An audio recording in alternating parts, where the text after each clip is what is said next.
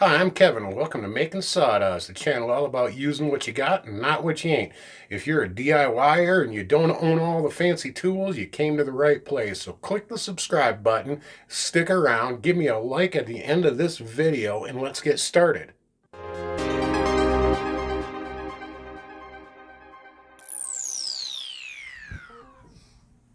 So I am at the vinyl graphic, actually stenciling project of my elegant cornhole boards.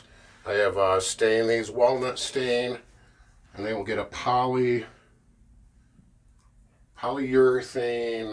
covering after I paint the Homestead and EST 2009 in. This is a vinyl graphic that I stick on the clean board, and I will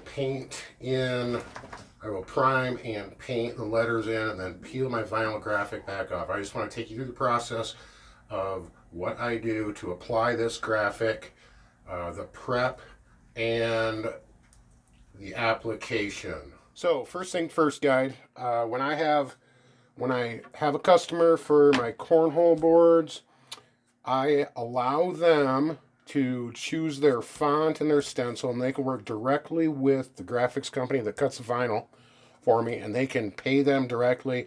There's no price markup on my side, so that increases the value to the customer from me. And then I don't really have to deal with 3 different communication levels with customer, sign person, and myself. What I do is work with a sign company, and I ask them to cut my graphic 24 inches wide, and I think this one is 20 inches tall. That's less important. It's basically based on what the customer wants in here. But the reason I have them cut it 24 inches wide is it gives me a good reference point to stick down my vinyl graphic. So what I will do is I'll trim my masking. I have a back mask, front mask, and the black vinyl. I'll trim that right at that line, and that gives me a reference point.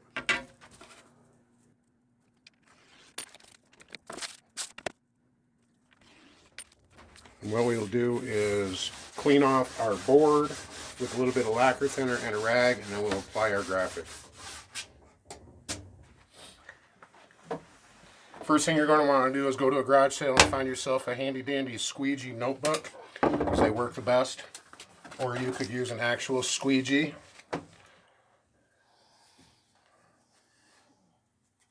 Next thing I want to do is I'm going to mask, or I'm going to tape off my graphic, basically using my side of my graphic as a reference and the bottom as a reference. That's going to just ensure that I am dead straight.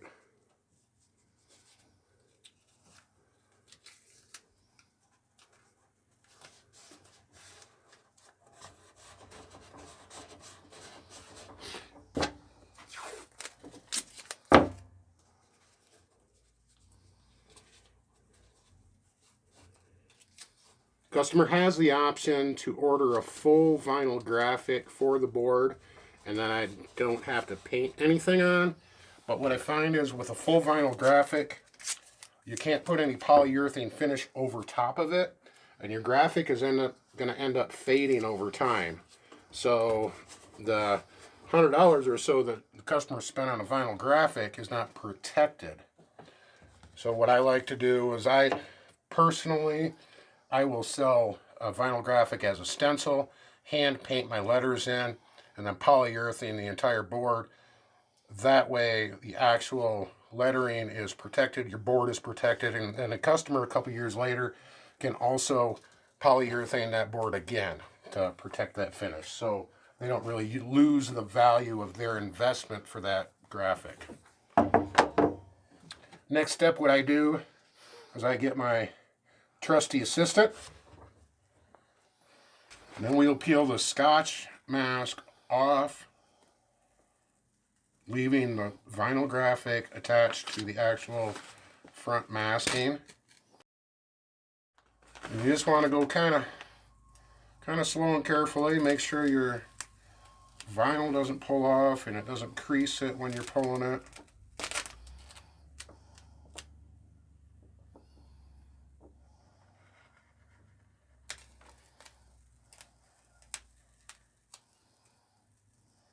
And we don't pull it away from where it's taped onto the board so we don't lose our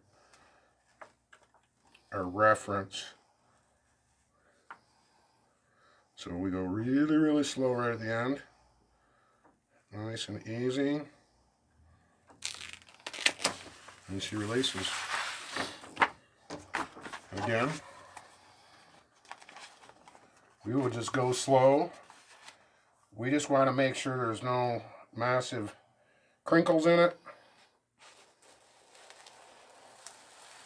Lays down relatively smooth. And once she's laid down, you can go over it with the squeegee.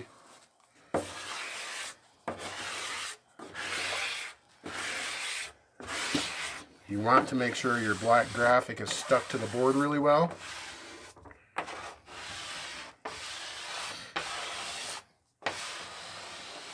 So when you pull your front mask off, your graphic doesn't release off the board. The first one I did had a tendency in certain areas around the letters, like around the front of the E and the start of the line, it wanted to release a little bit, but you can push down that graphic as you're pulling it. And then you can stick it. You can come back over it before you do any final painting. You want to clean that again, of course. But you just want to make sure that your graphic is stuck down all the way around around the letters. Just released a little bit there. That way your paint doesn't bleed past your graphic.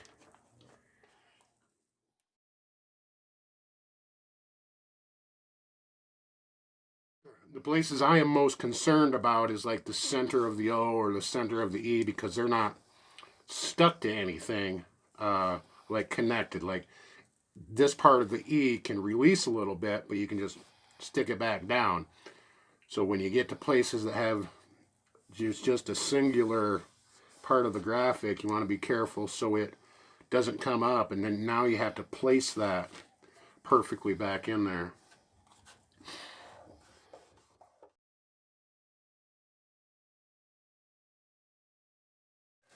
Inspection of my graphic, I will run some lacquer thinner over this area, make sure she's nice and clean again, and we will prime it and paint it and mask the entire board before you do any painting, because you don't want any overspray on your other finishes. So thanks for joining me today, guys, in this video on how to apply vinyl graphics. I am not an expert. I'm just sharing with you what I've learned and how to do it in the best way for me. As you see, I'm moving on to other projects here. I'm working on some large butcher block cutting boards. They're sitting over here. This is one of my phase of glue ups right here. Stay tuned to Makin Sawdust for more project videos, tips, tricks, basement workshop with dirt walls, dirt floor. Click that subscribe button, guys. Give me a like and leave me some comments. Let me know what you think. As always, get out your shop, start making some sawdust.